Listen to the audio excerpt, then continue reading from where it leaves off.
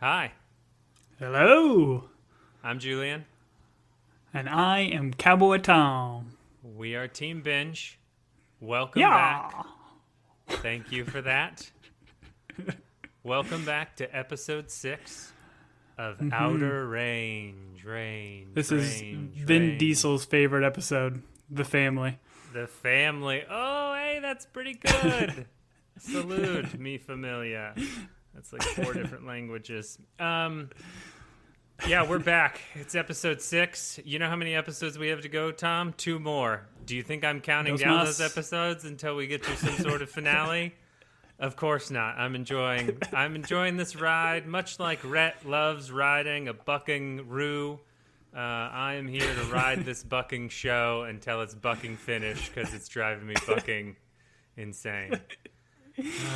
This episode, I feel like, I don't know, it's been quite bananas throughout, but this one just took it to another level, and I still love the family dynamic stuff. I love Brolin. I love the different things that families going through, and it brings it into some really interesting ideas, especially I think a little bit with this episode and Amy and kind of how she's seeing things as a kid. But like, man, does it just get so bonkers and out there? And I get it for like a time traveling weird show, but I think they're just really struggling at like juxtaposing those two different genres. And yeah, I'm with you. This hasn't like 2 or 3 episodes most recent have not been quite as entertaining, I should say. Well, that's half of the 6 then, Tom. So that tells you something. Here's my question for you: if you removed all of like the supernatural elements, like, do you think you'd still find this show compelling? Just about the ranch, like the land dispute, the murder. Like if you took that stuff and you took out the weirdness and the timey-wimey, oh, I hate you. You're welcome. 2 minutes in. Do you think you'd find it? You think you'd find it interesting? Obviously, they'd have to add some stuff, but like, yeah, no, I think it would be because I love the cast of characters. I think all the actors are phenomenal in their individual roles. But yeah, I get taken out of this show because like I like sci-fi and I like that genre, and I thought it would kind of pair well. But the way they're doing it, they're not giving you much of the mystery. It kind of reminds me a bit of Lost, where they just love throwing out random stuff at you without giving you any sort of answers. And we've only got 2 episodes left, and like you said, I don't know what kind of conclusion this is going to give us, but hopefully it's satisfying. yeah, hopefully it's not just, hey, we're going to be back for season 2 and we're going to give you no more answers before you re-up your Prime membership and watch us again. I asked that question simply so I could answer it, which is the thing I enjoy most about the show is like the characters, the family, those things. I mean, I could go watch Yellowstone, but there's something that's a little bit more grounded. This is a weird thing to say. This show is more grounded than Yellowstone. I don't know if you've ever watched Yellowstone, but Yellowstone is like drama to the max, where this one is, you know, some drama, but it's rooted in reality until you throw the void and the time and the animals and that stuff in it. Anyway, so the things I do like are the characters, the family. I'm going to give a big shout out to Rhett because much like you, I recently watched the second Top Gun movie. And for those of you that don't know, Lewis Pullman, who plays Rhett, is in Top Gun 2, whatever, Top Gun Maverick. And yeah, he plays Bob. a great character. It's called Signs Bob. They don't explain it, right? They never. It's just called Signs Bob. It's just Bob. Anyways, he's great in that. A very different character too, which I thought was funny. Like, anyways, so let's kick this off, Tom. Let's dive into the Void a little bit here, and we start with Autumn at the Void. It's night. She wants her necklace from Royal. And Royal shows up, not on a horse, but Royal's on a quad this time with some LED headlights, 4 wheels, a seat, handlebars, everything a quad, everything you want in a quad, this guy's got. And I guess he offers to give her a ride? Is that where this whole thing starts? He's a gentleman. Yeah. He's a gentleman where she's know. like, oh, I want my necklace. And he's like, yeah, I crushed it. I'm a gentleman. Get on the quad. Well, he says that later after she flies off the quad. He starts off being seemingly kind, saying, oh, yeah, I'll take you back to your camp, and I got your necklace, and blah, blah, blah. But, yeah, he goes quite crazy here in this sequence. And I don't know, it started off kind of interesting. I was like, man, he has gone off the deep end and he is like threatening her and all this stuff. But I don't know. I don't know if any of this stuff was really earned. They don't follow up with it too much.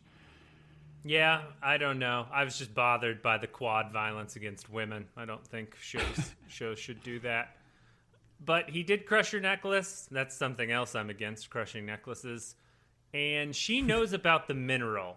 She's like, it's a special mineral. It's on your land. She very deep, like, I don't know. How does she know this stuff already? Like, he's the only one that's dealt with it. But she's like going in about, it's about different dimensions. Like, you can measure things and you should be able to measure time. Like, I don't know. She goes into this and I wasn't quite aware of how deep she'd gone down the rabbit hole on the mineral or where she was pulling this information from. Maybe she's watching Outer Range. Maybe she's also on episode 6 and she's got as much info as we have. I don't know. Well, we don't know. Clearly, Royal knows the idea of like you put your hand in the hole, or when he crushes mineral, he gets this substance on him. And it starts to like overtake. Sorry. It like overtakes him and then he goes forward through time. I don't know. Do you think she's been curious and she's done it and she's seen like this stuff go on her and then she kind of knows? Because she does just put on a lot more about, she knows about the mineral. There's more mineral on your land. She knows it's connected to the hole or the void somehow. I just don't understand what she knows. I don't know what she knows because she is an unreliable character in the sense that there are times they make her like go off the deep end or seem crazy. And I'm not trying to offend her in any way, but the show makes it that way. But then the show also gives her this insight. And so you don't know what she knows. And so, yeah, I don't know. She went into some things here and I was like, how do you know that? Your necklace was intact. You don't own a vice. And then Royal very quickly tells her to leave his family alone. And he says, leave them alone or I shall throw you from this quad. No, he says, leave them alone or I will kill you, I think, which is the equivalent of being thrown from a quad. It's pretty aggressive. Royal, and then just leaves her there, right? He just leaves her there. He leaves her so that she can meet who? A bear. Mr. Bear. The royal family bear, or the Abbott family bear. Bobby Bear, we call him. Is this, I guess we'll get to it, but is this the assumption that this is Mama Bear to the baby bear that Cece's playing with? Tom, I cannot say this enough or too loudly. I do not know what is happening with any of the animals in the show other than the horses that are being ridden. I have no idea. I do not understand. A bear talks in this episode. I don't know what's happening with the animals. I've never been one to be an animal whisperer. Some might say I'm not very good with animals, but in this show, I do not understand what's happening. Royal leaves her to the bear. He then burns her camp, which, when a tent's made of fabric, I think 5 gallons of gasoline is overkill. That's just me. Like, those tents are pretty flammable. Like, it's like nylon. I don't think you need much to, but he's like, gas. You can tell this is an older show because gasoline doesn't cost $6, because he's willing to set 5 gallons of it on fire just to burn a tent down. All I could think about was how much gas he spent on that tent fire. He makes like a little Molotov cocktail for like a 2-person tent. It seemed overkill. It was also a tent okay. I gotta ask. Books. Set the books on fire. Yeah. Oh wait, never mind. Don't set books on fire. Don't set books on fire. Yeah. Why is Royal so crazy here? Like, why not just tell Autumn the truth and be like open and honest with her? Because he just went forward in time, seemingly made a connection with her during this time jump. Like, why not bring that up? Why not have an open conversation as opposed to just keep threatening to murder her? Oh, you mean why not communicate in a TV show and just get angry and force the story along? I don't know, Tom. Because the last episode ended with him dying on the floor in the forward back, right? That he moved forward with? He sees it, yes. He crushes the necklace.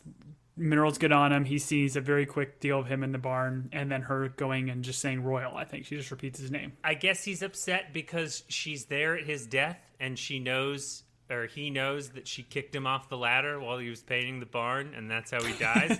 I don't know. I assumed it was from something about the family talking with her, because he's very adamant that she needs to stay away from his family. He's like, don't talk to my family and don't kick ladders when I'm on them. I don't know. I have no idea. Is he just like in a rock and a hard place in terms of she knows too much, so he can't like kick her off the land, so he's just trying to do all these veiled threats? Or do you think he would actually go through with it? No, I mean, he pretty violently throws her off that quad. So there's a joke. You just said between a rock and a hard place. There's a joke somewhere having to deal with minerals and voids and being between them and time, but I'm not clever enough to come up with it. So those of you that know what the joke is, and you can feel it right now and you're screaming it at your car radio, you can write us at teambingepodcast@gmail.com. Mm-hmm. Tom, the theme of this episode is I don't know. I don't know. Okay. I don't know. I have a lot of questions. I know the answers now. I typically will fake it, in this situation. Mm-hmm. I just don't know. We then find ourselves on the front porch of the DA. I believe his name is Kirkland. Is that right? Yeah, he works for Costco. Okay, he's Costco. Costco, certainly a member. And she's telling him, and this is Sheriff Joy, that Perry and Rhett, she wants to make an arrest. He had a hamburger in his stomach. They said he ate a hamburger that night. The body and the scene are clean because of rain. There was heavy rain that night. I was like, yep, she's got him. She's got him dead to rights. That dead burger meat in his tummy and that hard rain. That'll get him every time. And then she's like, just a side note, the coroner said the body had been dead only 8 hours and the fight occurred 4 days earlier. So... but I would like that warrant and the prosecution papers, please. I like her reasoning, too. It's like, the coroner is just wrong. Like, she doesn't have any reason for it. And this has just got to be so tough because clearly she's cracked this case. She knows it. She solved it. But like the DA says here, like, he's got going through, not trial. What is he going through? Oh, they've both got elections coming up. Tom, thank you. If ever you want to pressure a public official, just remind them that there's an election either soon or within the next 6 years, and then they get all weird.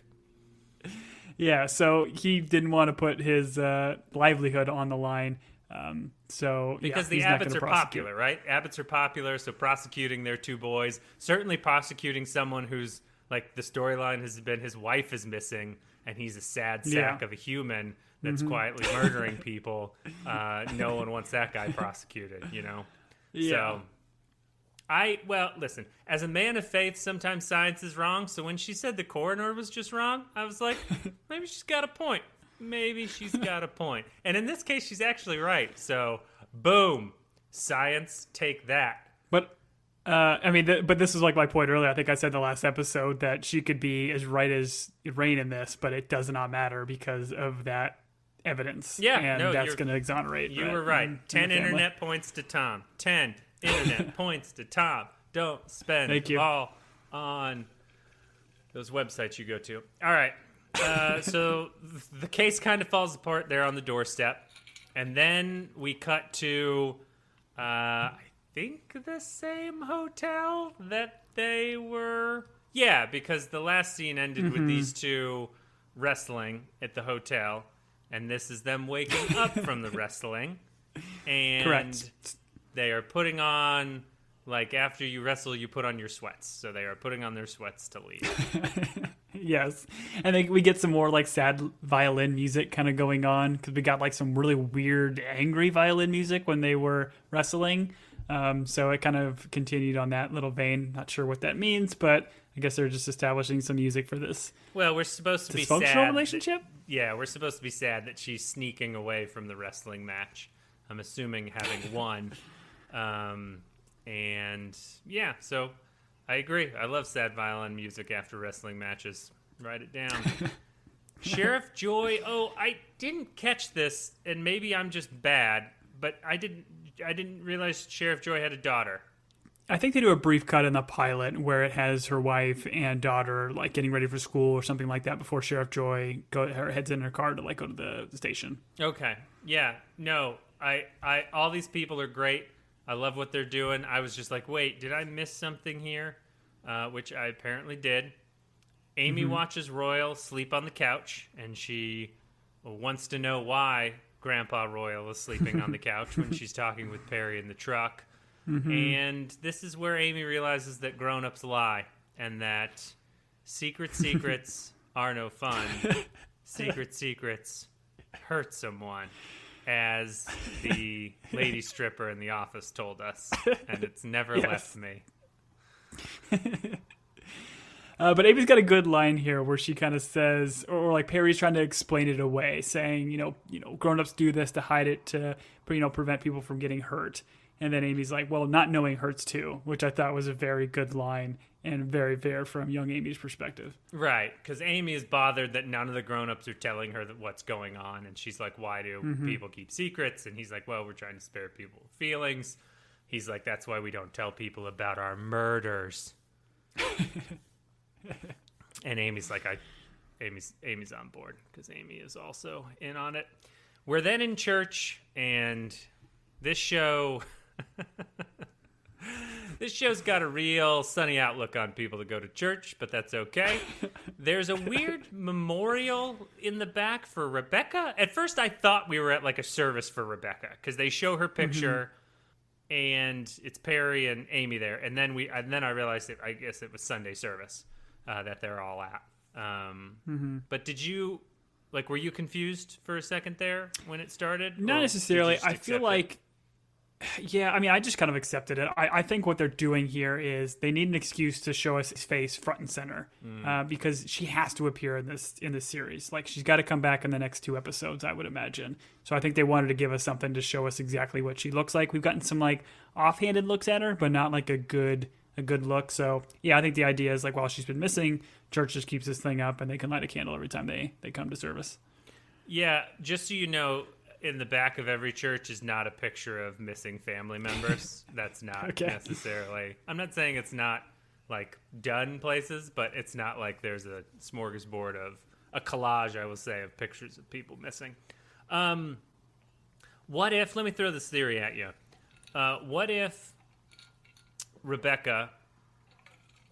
It's Rebecca, right? Rebecca's missing? Rebecca, yep. Okay, what if Rebecca fell through the hole, went through time, but she went to someplace really fun, she's in I don't know, New Orleans during Mardi Gras, and the finale of this is her showing up, and she's just she's all decked out in Mardi Gras stuff, and she's like, I've had the greatest time, do you know where I were? She just doesn't realize what's happening. She doesn't have a cell phone, she doesn't have a credit card, but she's just living her best life. And she's like, guess what? I was right. We shouldn't live in this state. Have you ever been to Nolans? And, that's my hope for Rebecca. That's where I'm at.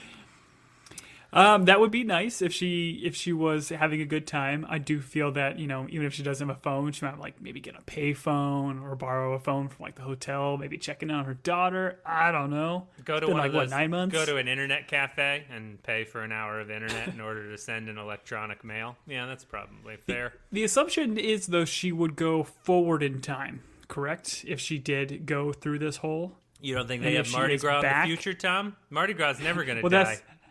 That's my point. Maybe she was at Mardi Gras 20 years in the future, and she tried to look up Perry, she tried to look up Amy, and both of them were nowhere to be found. So she just decided, all right, I'm in New Orleans now. This is who I am. And she bought a shop on the avenue where all the people ride on floats. All right, those are my theories. I'm saying all of this to stall for this awkward moment where... the pastor asked Sheriff Joy and her wife, Martha, I believe her name's Martha, to stand up, and they did telegraph pretty when hard. This guy stands up, he's just old, he just seems very homophobic, and he starts it out very loving and nice and welcome, and then boom, just has to cut into marriage being between a man and a woman, and again, very, very unfortunate. Very unfortunate. In my mind, I was like, that could have been worse. There could have been some worse things said. Not great. Not a great moment, but it could have been worse. But yeah, I don't know. I don't know what to say about this other than to say it was awkward, and I felt bad for Sheriff Joy and Martha. But yeah.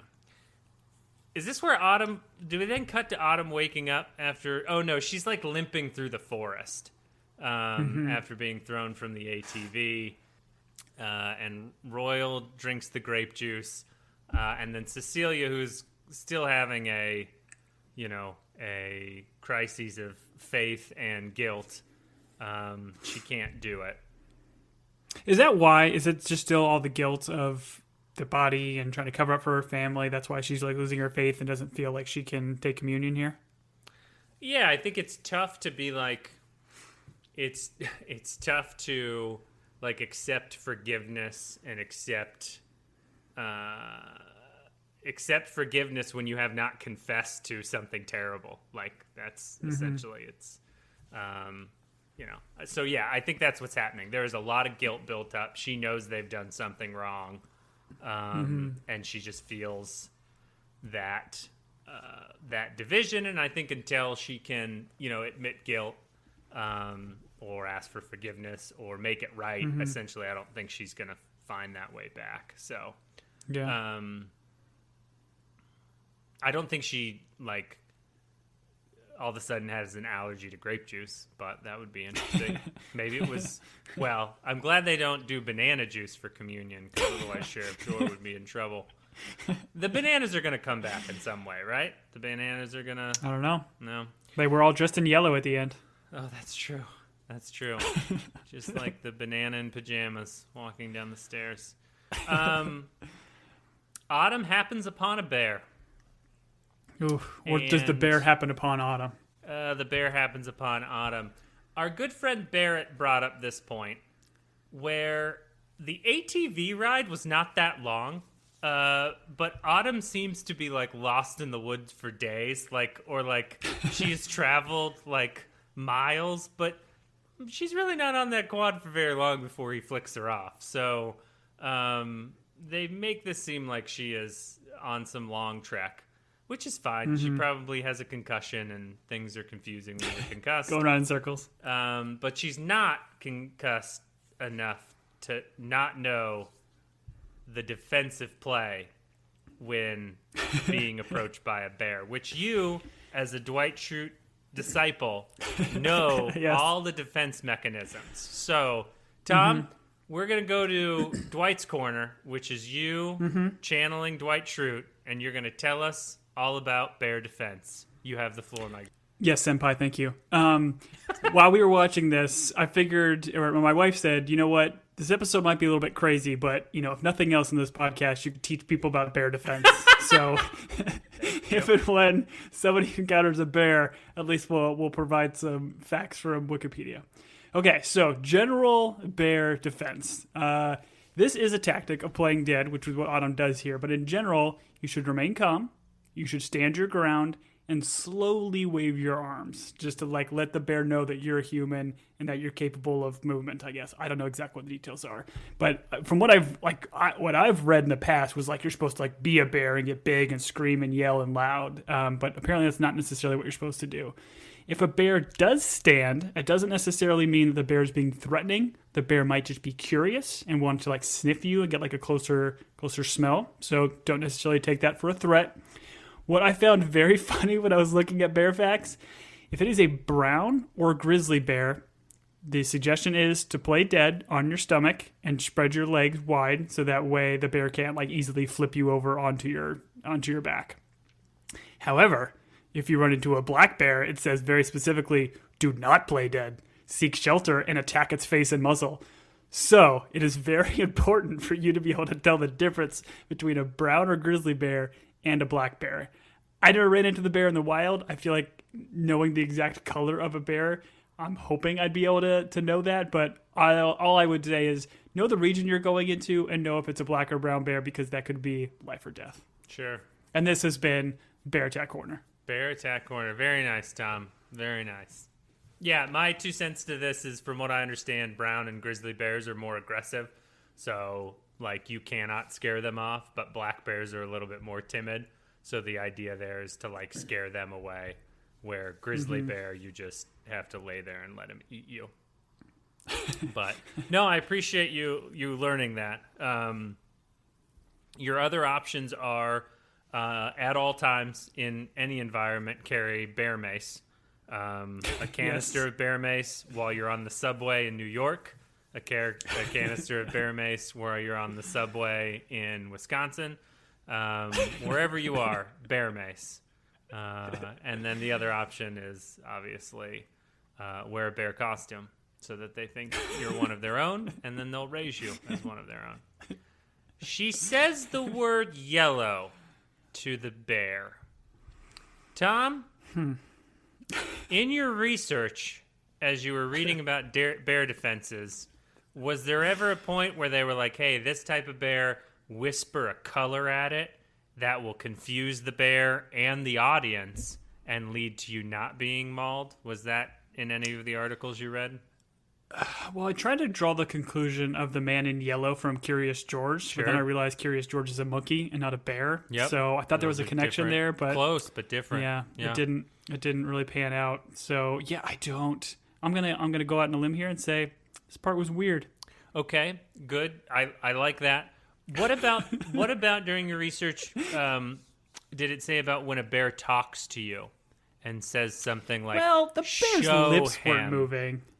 Oh, I'm this sorry. Was like... When it's a telekinetic bear that says "show him," what did it say in the articles about that? It didn't say anything specific. I mean, from past episodes, my thought is there's some sort of human soul in this bear, maybe, right? That's like communicating with her, or is it just her psychosis? Like, I don't know, because this is seemingly. Is it the bear telling, when it says show him, who's the him in this? Who do you think that is? I believe the him, and this was actually Barrett helped me understand this. I believe the him is Billy, because that's who she shows the void next to, right? It's Billy. That would be my thought too. And Billy Bear. I don't know. Maybe this is the soul of Wayne Tillerson is in this bear, telling him to show Billy. Does she know that Billy is set to inherit the land? No. Because to me, a lot of what's happening in this episode is like she's getting closer to Billy and is like being chums with him and showing him the hole and doing all this stuff because maybe she does know in some way because of her relationship with time that Billy is like the key, and if Billy takes over all the land, she needs to be close to Billy to be close to the minerals and the time travel and whatever else is going on. I think you're complicating it. She was at the memorial service. She heard him sing, and the first thing she did, she walked over and she said that was a lovely song. I think she just, like the rest of us, acknowledges Billy's talent as a vocalist, and that's what's happening here. She's like, this guy sings really well. I'm going to show him this weird hole in the ground because that bear told me to. Like, that's just what we do. Okay, I think that's what it is. You know, I appreciate it. Can we real quickly? Can we at least agree that they maybe should have put a little bit more money into the bear CGI budget? Well, Not what fantastic. I was going to say before you so rudely interrupted me was I appreciated that the show wasn't afraid to go to a weird animated portion of it where the bear looks like a computerized like Pixar bear while she's staring Might as well at have been the bear from the after party, the mama bear. Oh yeah, that's right. There you go. I was reading a review of this episode after kind of doing the outline, and it was a funny line from there that said, then the CGI bear leaves for some reason, along with most of the show's viewership. Which I'm like, ooh. Oh, burn, random. Kind of harsh, but I could see. Great. I mean, we've come this far, clearly, and we're recording podcasts, so we can't check out now, but this was a goofy sequence. Listen, we call this mission creep. We did the first episode of this show, and then we should have pulled out. We should have signed peace treaties. We should have, sanctioned economically Nope. We did a troop surge, and then we kept troop surging, and now we're at episode 6. So here we are. Mission creep, baby. Speaking of mission creep, we're at Maria's house. Rhett very nicely shows up with a bouquet of flowers. They're beautiful flowers. Her flowers. Whose flowers? They're her flowers from her yard. From her yard. That was such a great moment. Oh, these two should just get married. But Maria doesn't want to get married. She says to Rhett, she says, listen, I like you. I want to be with you, but I don't want to stay here. I don't want to stay here.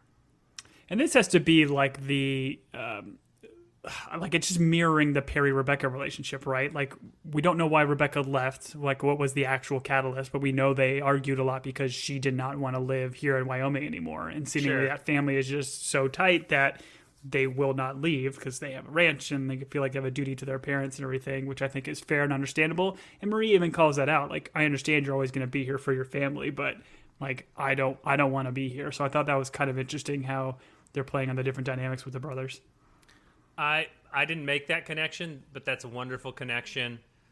It's got to be difficult as like a son with the legacy of that type of ranch and everything to move away. But Rhett seems willing to do it for Maria. Yeah. And this is where I feel like it's the right moment for me to just put this out publicly. If you're listening to this podcast and you have upwards of 500 acres of land that you own and you have children that don't want to inherit it, you can reach me at teambingepodcast@gmail.com. I will, at my mid-30s, I will be adopted. I'm willing to be adopted for no less than 500 acres. That is my limit. But please, if you have them and you have an unruly child that doesn't want to inherit, I'll come to wherever you live and live on the 500 acres. Will you ride bulls? Following your stepdad's legacy. I feel like just the way my neck and back twinged when you suggested it, that my body's not up for it, but my heart is. And for 500 acres, I'd let a bull maul me for 500 acres. Sure. I mean, I'm not going 8 seconds on that bull, and I'll cry afterwards, but I'd give it a go. Something tells me you're on the Tillerson Ranch, and you were the one that was gored by the bull. And you were just waiting there for hours on end. I was like, Wayne, give me my inheritance. And he let me die on the bull. She then asks Rhett, she's like, hey, also tell me about the murder. Were you involved? Was it you? Was it Perry? Rhett, much like his dad, just a great liar, man. Just like wasn't Perry, has nothing to do with Perry, has nothing to do with me. They just keep covering up for this murderous Perry's lies. And I don't know if he's quite as good of a liar. He's like staring at the sky while he's saying this. He's like, it wasn't me, it wasn't Perry. He's looking away. He's not making that like good, like deadpan eye contact that you need to be a good liar. Sure. But I mean, I don't know. Do you blame him? Like, she's already stitched on him once, right? Like, no. I think his move is the right one. Listen, no one ever knows you're truly guilty until you admit it. Like, all the evidence against you, if you go to the electric chair saying it wasn't me, there's always that glimmer of like that, there's a little bit of, well, maybe he was innocent. It's until you admit guilt. So once again, you and I have been on record. If you murder someone, never admit to it. Never admit to it. Especially on a podcast. Especially on a podcast. What I thought was funny is Rhett, she clearly thinks he's lying. She goes, well, if you're going to lie about this, what else are you going to lie about? And I was like, I don't know. On a scale of lying about murder is one that's kind of like, well, he lied about murder, but that doesn't necessarily he's going to like lie about like, hey, I took the garbage out. Like, that's not, I don't, like, I feel like in terms of like lies that are like justified and necessary, lying for your brother about a murder, that one's kind of forgivable as opposed to, some of the lesser ones. But she's like, well, if you're going to lie about covering for your brother for murder, then you're probably going to lie about, X, Y, and Z. So I didn't. Well, I think really she said like, "Then I don't know who you are." I think that was her line. Not necessarily that he would continue to lie about other things. He's a I think lying from her perspective, accomplice she to just a murderer. feels That's it. That's who he is. Yeah. Boom. Yeah, I mean, I don't know. Like, I think they've known each other long enough that she can clearly pick up on the fact that he is lying, and if he can't admit it to her, like, then they can't have a meaningful relationship. And you could see it, like the way she starts this conversation. Like, she does want to be with Rhett here, but it's seemingly not on the cards. It is not in the cards. It's not in the full house that Royal got from that buffalo.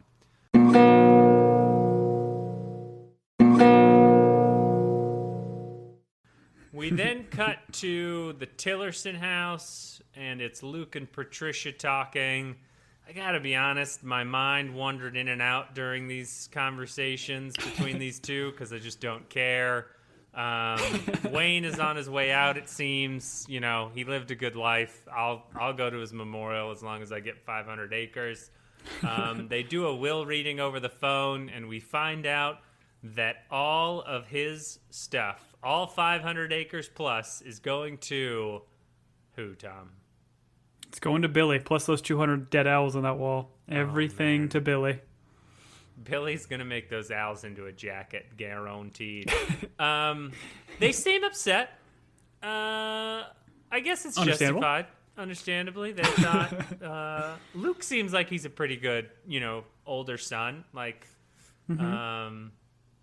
I'm sure at the memorial service while Billy was singing, Luke was like, man, as soon as I inherit all this, I'm kicking that guy off of the land.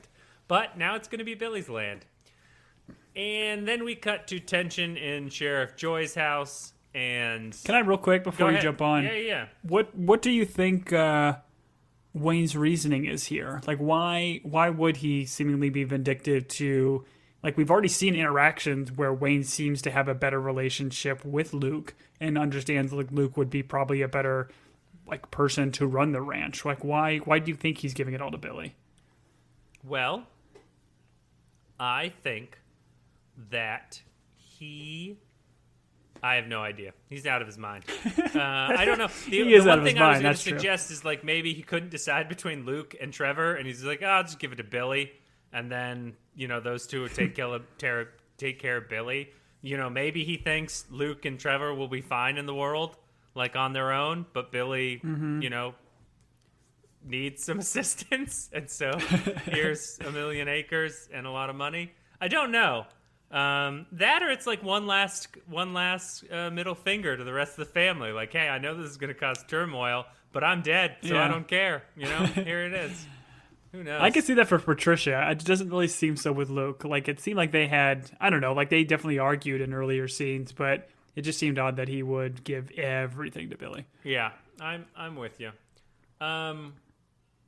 Maybe he's giving it to Billy. His assumption is that Luke or Trevor, because Trevor would have still been alive when he did the will, maybe he's assuming, hey, the best man will murder Billy and take over. Like, that's, it's a competition. I don't know. We go to the Joy house. Martha explains very justifiably that she felt like a puppet. She felt humiliated. And Joy's justification is, I need those church people for my campaign. So, I mean, this is all interesting. And I think the point of this is to, like, show the amount of, I guess, stress that Sheriff Joy is on, like between the investigation, between the campaign, between the election, and then the family stuff on top of that. That all is just adding to it. So, yeah, I think so as well. Then we cut back to the Tillerson family.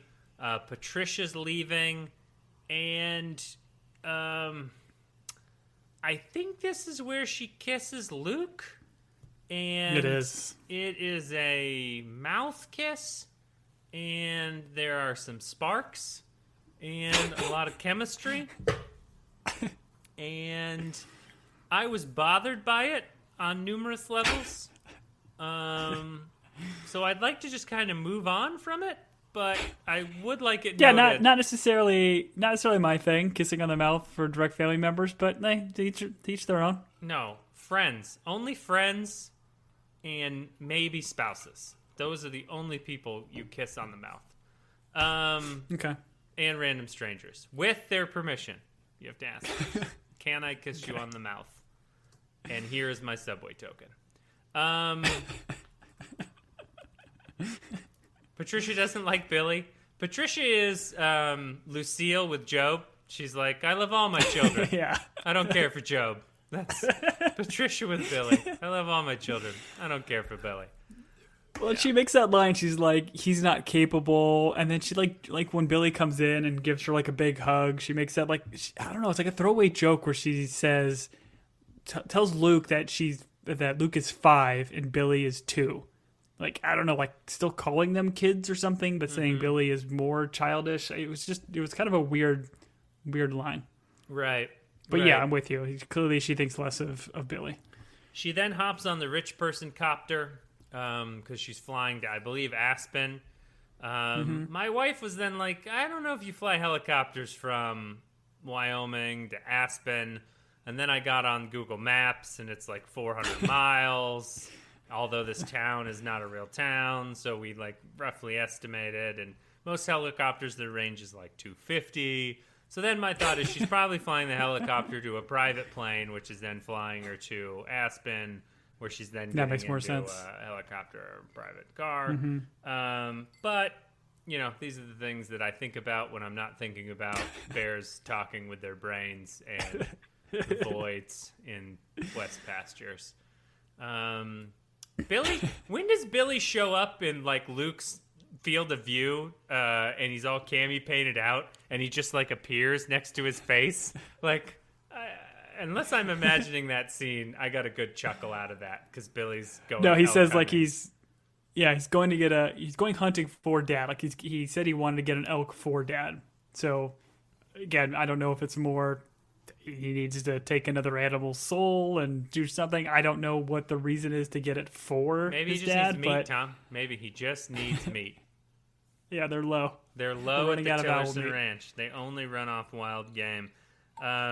This is one of those things where, you know, on YouTube where it's like, we got the professional so-and-so to watch this scene from this and like critique it. I would love someone who actually bow hunts to take a shot at this Billy scene where he's hunting elk. His face paint's incredible. It looks like the he 3 tried lines. to do cat whiskers, which he got wrong because he's Billy. But he's out there doing his thing, and then he runs into Autumn, and maybe it was the booze. I don't know what it was, but this got real trippy real fast, and I was like... I was already struggling to hold on because I was real focused on the elk hunting they weren't showing me. And then Autumn starts telling a story about a wandering astronomer. And the punchline is like, how do you expect to know what's in the heavens if you can't see what's at your feet? And that's they do kind of a quick cut of them both at the void. But there's like a weird... I don't know to make of it. It's like a color saturation going on with the cinematography where it's like pink or orange, and I don't know what that's like trying to tell us, like they're in a dream state or something, but I don't know. Like it was an odd sequence. And this is again just kind of what made me think about potentially Autumn's knowledge of Billy, like why specific to show Billy, if it was she just thought it was fate or destiny or whatever to see this guy in the woods and like, hey, I got to show somebody else. Do you think the same guy that did all the hidden gems in After Party got on this show, and when we're all done, it's going to be revealed why all the weird stuff happened? Yeah, I'm with you. Hope. I got to be honest. I didn't try to figure it out. I was just like, all right, the show went weird. Let's get through this part. And get the only thing I can make of with this sequence is just like the idea of like if you just keep staring at the stars and not like looking at what's in front of you, and like I don't know exactly what they're trying to get at here, but I mean clearly they're trying to draw some kind of correlation. So I think this episode even ends with like them panning kind of up at the stars and then kind of coming back down, and I'm assuming it had something to do with this sequence and there's some sort of correlation or symbology there, but a little too highbrow for Tom. Do you think it's like the idea being we constantly are looking to like space, and that one old astronaut's always trying to get us to go to Mars. But Autumn knows Buzz Lightyear? Yeah, Buzz Lightyear, Mr. Lightyear, Admiral Lightyear. Sorry, he's a Space Force guy. Space Ranger? Space, sure. My train of thought was this. She knows about the mineral which is in the ground under our feet, and it can do amazing things. But, we're spending time studying the wrong thing, I guess, is what she's getting at. But I guess this also comes to the fact of, like, Billy kind of sees the void because she makes him see it, right? Like, so I think you made comments about whether or not people other than Royal can actually see the void. Like, when he shows up 2 years later, she's like, run, not jump. You specifically brought those things up. So does this speak to, like, Billy would have missed the void, but she brought him there? Like, she can see it, Royal can see it, and all of a sudden Billy can see it? And is this this is the Big Bobby Bear showing the void, right? Yeah, I think it's still feasible. Like, you have to know of it, or you have to be drawn to it in some form or fashion. And if you're not drawn to it specifically by one of these people, then you just wouldn't stumble across it. Or I guess that question is, if you are standing across, like, right over it, would you see it if you're just some random person? Because there just seems to be a lot of, like, forces at play here that we don't understand that are bringing people either to or away from this void. Okay, yeah. I'm going to go out on a limb and say this show's never going to explain it to us, but that's just me being a super optimistic guy. Speaking of optimistic guys, Carl Cleaver is driving down the road, happily drinking, I'm assuming, a grape energy drink. I don't know. And you've got a note here. It was a grape soda? Is that what he had? Grape soda. That All was. right. He had that in his office when he was eating Fritos, and there was Fritos on the ground of his car while he picks up this grape soda. Oh, Carl hits a buffalo. Carl is buffaloed. Carl is murdered by a buffalo. Those are the notes that I wrote once again. Did he hit the buffalo, though? He screams, tires screech. I'm assuming he did get in some sort of bad accident. I don't know if he hit the buffalo. My assumption is the buffalo is still alive and kicking because nothing can kill this buffalo. Yeah, no. The buffalo's not dead. Carl is dead. Think so? The question is... Do you think he's actually dead, or do you think it's just, like, this buffalo keeps showing up at not inopportune times, but, like, at specific times and places to delay, right? He has to be delaying the... Well, yeah, it's weird. But is he, like, the buffalo is, like, delaying the... proceedings and stuff that are going on. Like, we already have Wayne in his state right now, and they can't move forward with the land dispute or whatever. But is this like the soul of somebody, of Royal, of I don't know what, trying to stop this hearing from happening or whatever? I don't know what the buffalo is. I went on record earlier in this podcast. I have no idea what's happening with these animals. I'm going to go on a limb and say the buffalo didn't kill Carl, but Carl's Fritos killed Carl. We'll just say he had a massive heart attack and he didn't make it. God rest Carl. Very possible. His picture's going to be in the back of church next Sunday. I look forward to his memorial. I hope Billy sings. Abbott, Kitchen, Royal, Amy, chatting. They're wondering where Cece is. And where is Cece? Cece is with Brother Bear. Dead Brother Bear in a shack in the woods. And she does what a normal person does.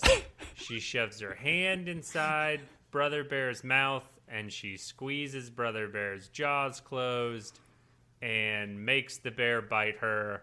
And that wasn't weird at all. Tom, you've got a long theory and long explanation as to why this wasn't strange or weird. I give you the floor. What? Yeah. All right, moving on. Yeah. Royal shows up. Royal's like, hey, Cece, everything okay? And then he tells a story about them getting lost on their way to Jubilee Days or Day. I don't know if it's multiple. You ever heard of this days or before? one. I asked my wife about it, and she said it's like, you know, like a small town fair that people would have. But I was unaware of it. Yeah, I kind of looked this up. what? Like Jubilee Days is it's like a festival. Apparently, like in Laramie, Wyoming. It's also known as like Wyoming's hometown celebration. Started back in 1980 or 1940s as just like a horse race, and now it just kind of became an annual event of rodeos and kids' horse shows.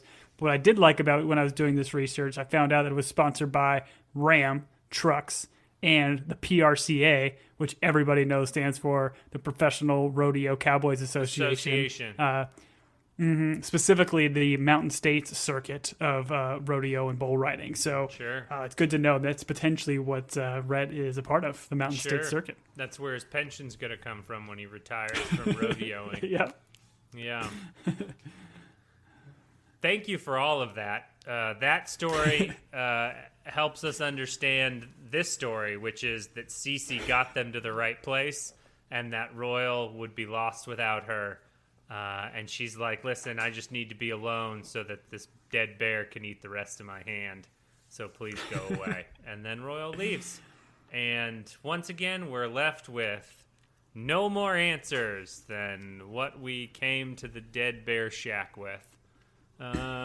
This is Royal like reaching out to her, I guess, to a certain extent, just saying like, I'll be lost without you. That's a God's honest truth. Like, you are my North Star kind of thing. And I think it's incredibly sincere and true, but like none of this justifies any way Royal has been treating his wife and not opening up and not telling her the truth. So, and like, there's a little bit of look later, I think, when they eventually like sit down for dinner. And like Cece kind of sees Royal and they kind of have like a little head nod and acknowledgement of like, hey, I get it. We're both going through a lot and whatever, but they're still not talking it out, which is, communication. Pretty important thing. Pretty important thing in relationships. Here's how this should have gone. He would be like, listen, baby, I'd be lost without you. And then Cece's like, hey, how'd the body get on the hillside? And Roy will be like, I gotta go, so have a good one in Dead Bear Cabin. And then he'd leave. Like, that's all she's got to do is be like, hey, remember all the times you weren't telling the truth? Let's talk about that. And Royal would get scarce real quick. Speaking of dead bears, we go to Tillerson's house. Wayne's lying in bed, clutching his magic stone. Billy comes in and tells him he was right about the West Pasture. And then he goes, yoink, and he takes the magic rock out of his hand. Did like Autumn tell him about the rod magic rock? Did he take this for a reason? Yes, he took it for a reason, Tom. If you're asking me if the show told us what the reason was or what's happening, my answer is no, it did not. Okay. Because like Wayne's hand kind of like twitches once the rock is like no longer in his possession, and he like seemingly shows like signs of life. Like he starts like his eyes start moving, and he seems like making some like noises and everything. So I'm still interested to know if this rock is causing him like this illness or if it's helping him. Like maybe because when the rock went away, now he's showing signs of life. He's maybe gonna get better. I don't know. Yeah, I thought it was trying to show us that like he was so connected to the rock to have it leave he needs him. Yeah, he desired kind of like to have Autumn. it close. But I also would not have been surprised had he just died after Billy took the right rock. There. So yeah, once again, I don't know.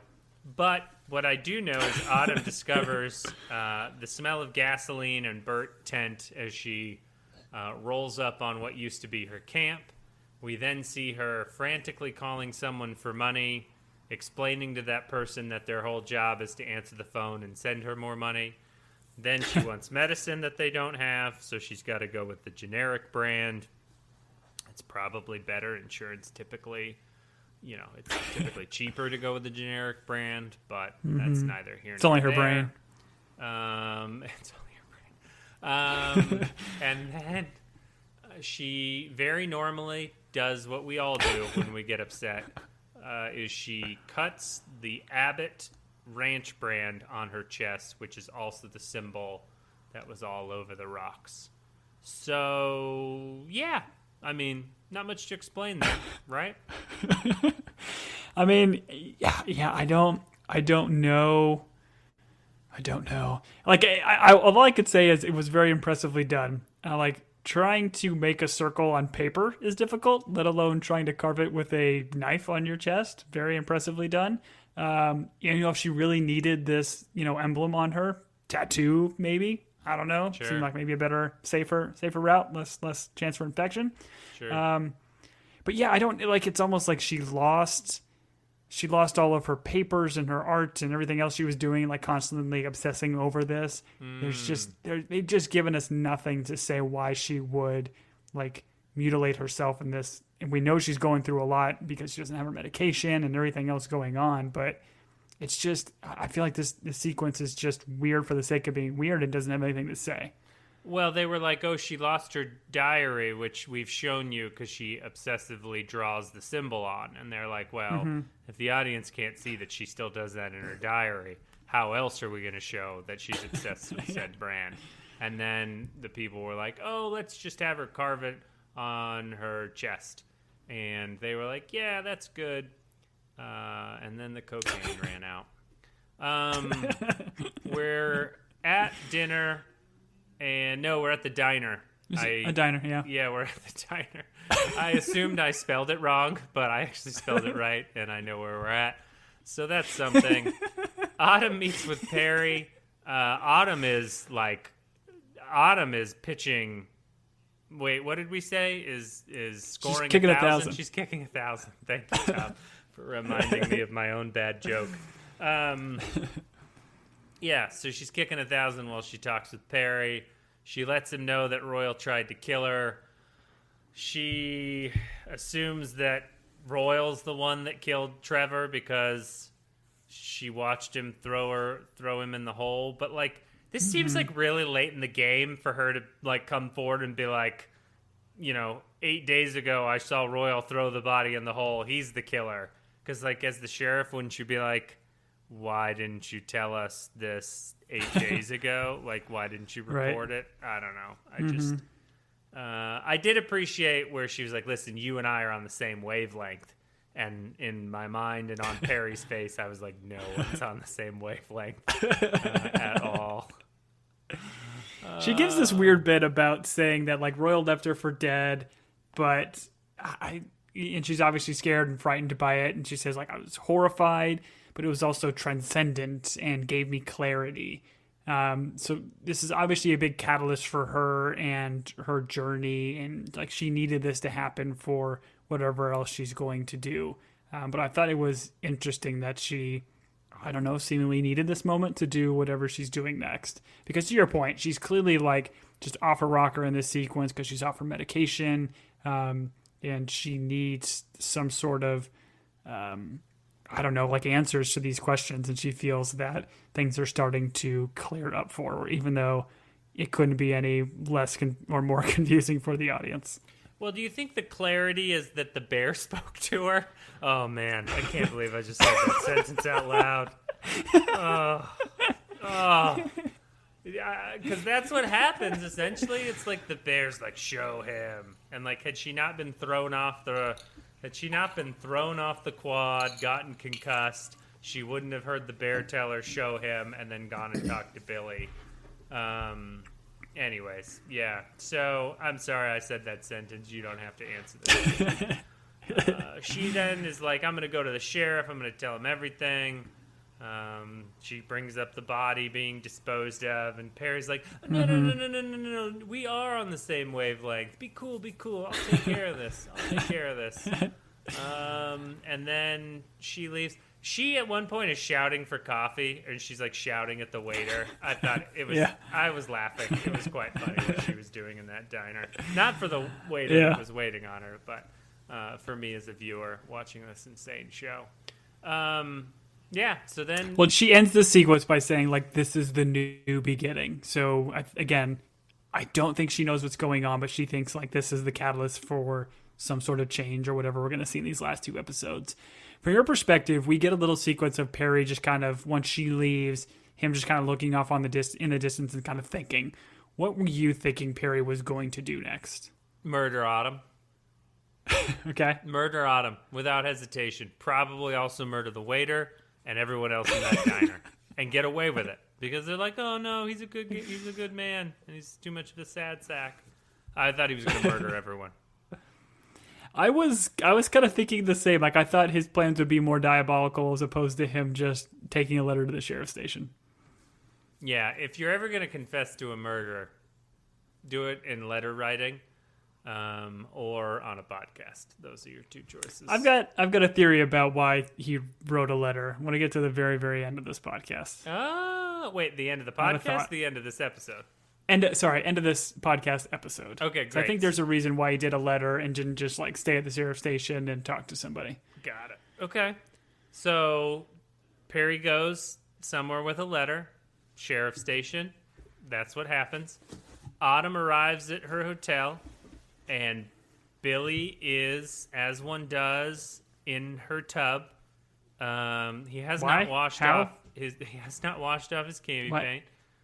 Why is he there? Like, how does he know that she's here? She obviously had no idea he was there. Like, this sequence was just weird. Like, they needed to get these characters together to have this scene, which is fine. But him just showing up in the bathtub was just so weird. Yeah. Nope. Yep. Yes, Tom. Yeah. Yeah, everything about it. So is the conversation. Is it death? It's time. It's all of time. Sitting there waiting for us. Autumn's laughing crazily. Things are being weird because the show's weird. But this is where we get Autumn thinking that everything is becoming clear for her. Like, all these patterns are moving towards something good for her. Sure. And to your point, that's where she gives this evil, like, maniacal laugh. Listen, if Autumn's the only person that knows what's happening right now, then I don't feel bad about not knowing because I'm sane and she is laughing like a crazy person. We're at normal dinner. Normal Abbott House dinner. Cece gives Royal the classic approving nod, so that relationship's been fixed. Clearly, there's no long-term rift or issue that's going to come out of that. They're buds again. They even high-five under the table, I think. Perry shows up, but he lets the family know that he confessed. Everyone gets mad for some reason. Everyone gets, like, violently mad. They're like, Rhett says some mean things about, like, the reason his wife left. A fight ensues. Perry lets us know he did it for Royal because Autumn saw him with the body.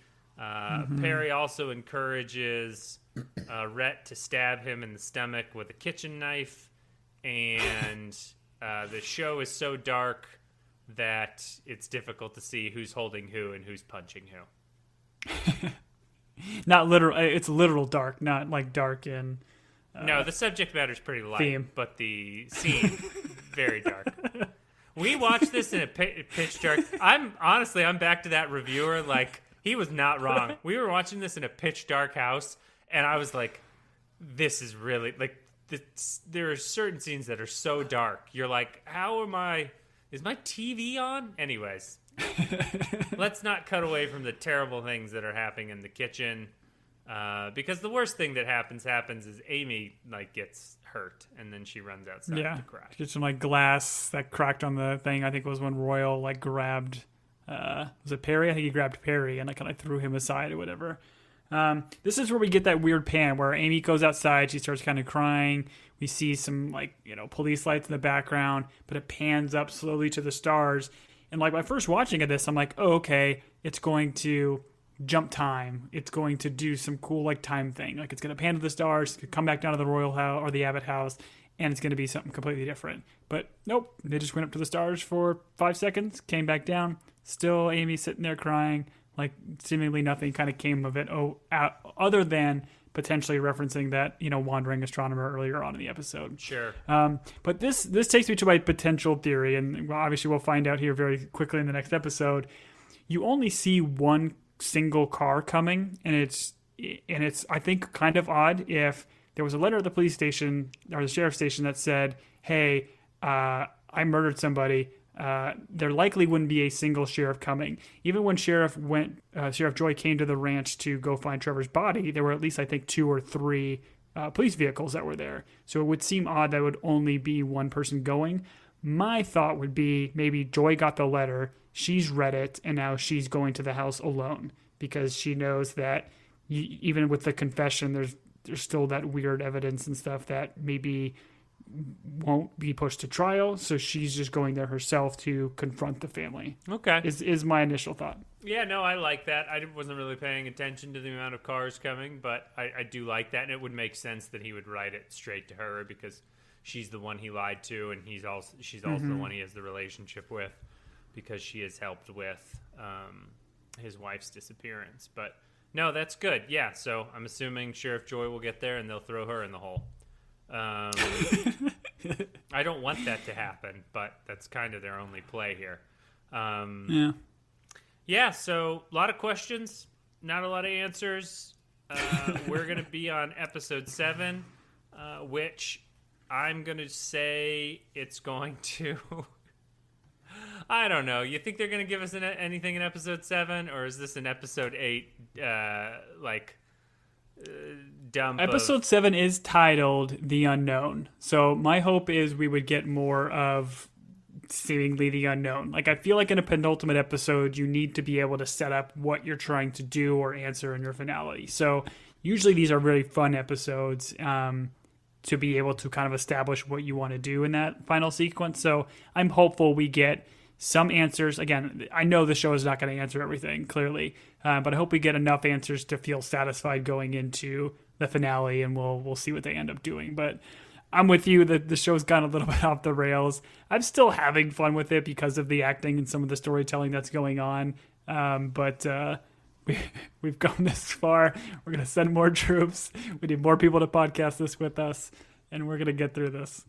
Yep, we're going to send a budget to Congress. We're going to need about $3 trillion so that we can buy rockets and tanks and flamethrowers because we have to finish the outer range. Well, flamethrowers because we need to burn down Autumn's next camp. That's fair. You'll see my mission accomplished banner is flying behind me already. All right. Well, thank you for going on this journey with us, Tom. Thank you for going on this journey with me. And pointing out all of the stuff that doesn't make any sense. Thank you for teaching me about bears. Now I have another thing to be afraid of. So if you have theories, and we have gotten some emails on theories, we appreciate your... I do appreciate people that send us questions, because it's like, we don't know. Your guess is as good as ours, guys. But we appreciate the questions. We appreciate the theories. And take those questions you have, write them down, put them on like a little note, take that note and go throw it in the void. Because that's how you get your answer. You'll get just as much help. Tom, I'm very excited for the recap episode when we're done with this, where we get to do trivia. All my trivia questions are just going to be like, Tom, what's the void? What? What's the meaning of life? What's the meaning of life? Anyways, all right. You can add us at Team Binge on Twitter, right? And then Twitter, Instagram, absolutely. Other thing I would like to mention is it sounds like the 3rd season of Lasso is coming out at least by the end of this year. So that'll be a good time. I think they're wrapping shooting on that.